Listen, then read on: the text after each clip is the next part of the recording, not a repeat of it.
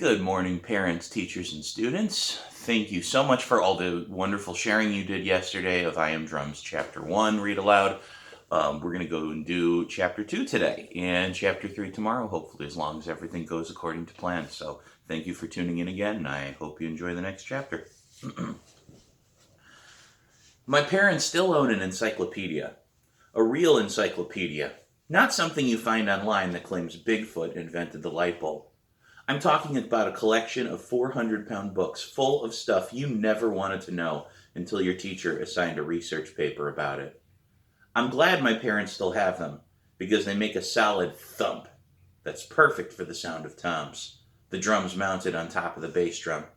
They meld flawlessly with an old falling apart Calvin and Hobbes book that I use as a snare. It's a paperback, so it makes a nice high-pitched thwap when I hit it. A huge, and I mean really huge, dictionary is my bass drum. So I put it on the floor under my computer desk and stomp it with my Converse All-Stars whenever I need a thick whomp.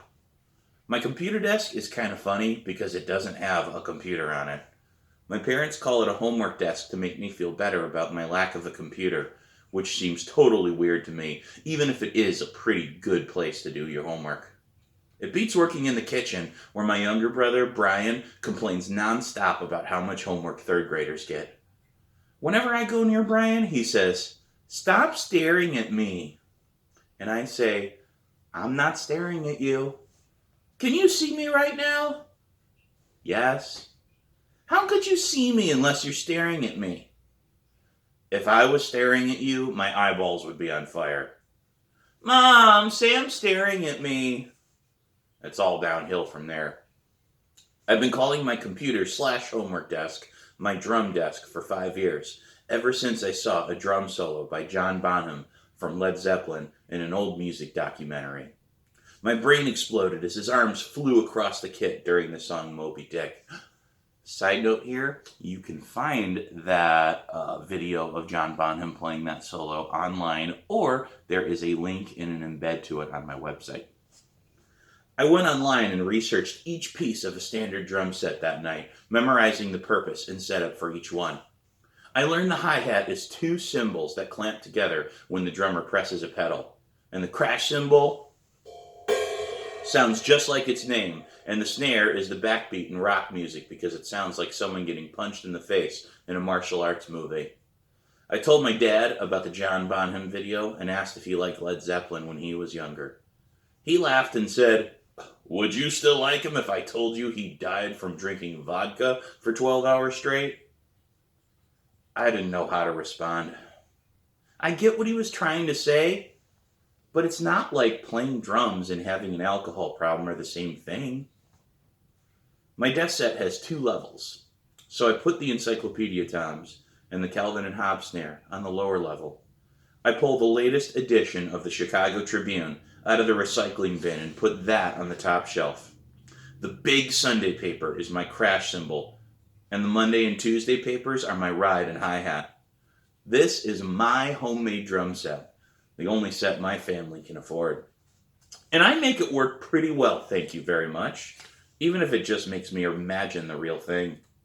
Sometimes I put earplugs in to dampen the noise and make it sound thicker. If I hit as hard as I can almost hear what it would be like if I was rocking out on a real set. That's usually when someone barges into my room and tells me to knock it off. I can't exactly blame them. It's not a real drum set, so it can't be pleasant to listen to.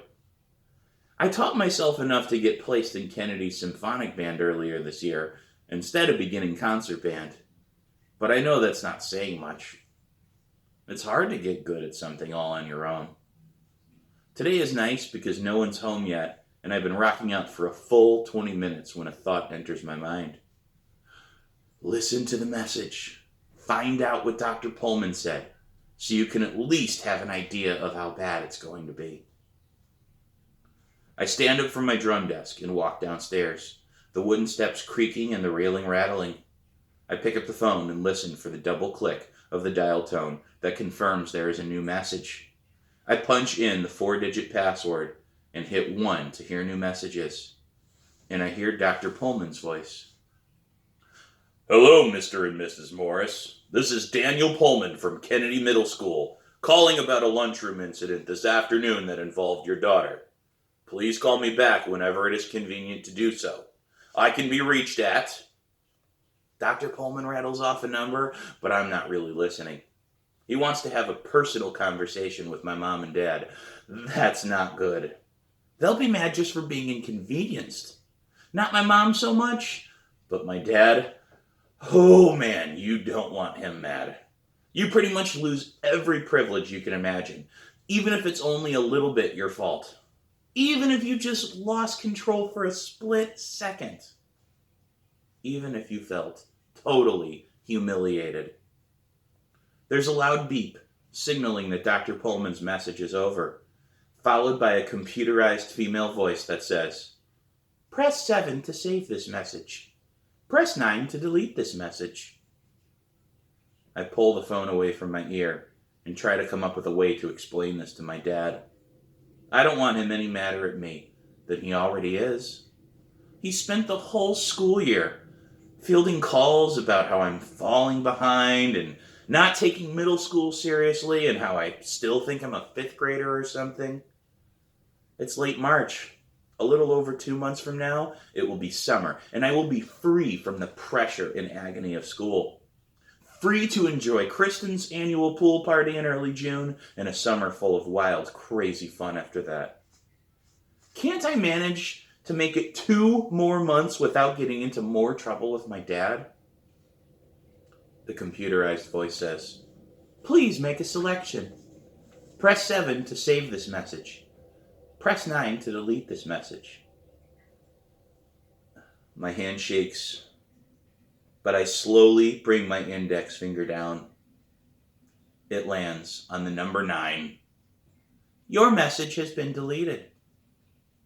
I hang up the phone and run back upstairs, trying to forget the message ever existed. Because as far as anyone besides me and Dr. Pullman knows, it never really did. And that's the end of chapter 2. Thank you so much for listening today. And my coffee maker just beeped, meaning this is perfect timing for us to take a little head off for a little bit, and I'll be back tomorrow with chapter 3. Thank you so much.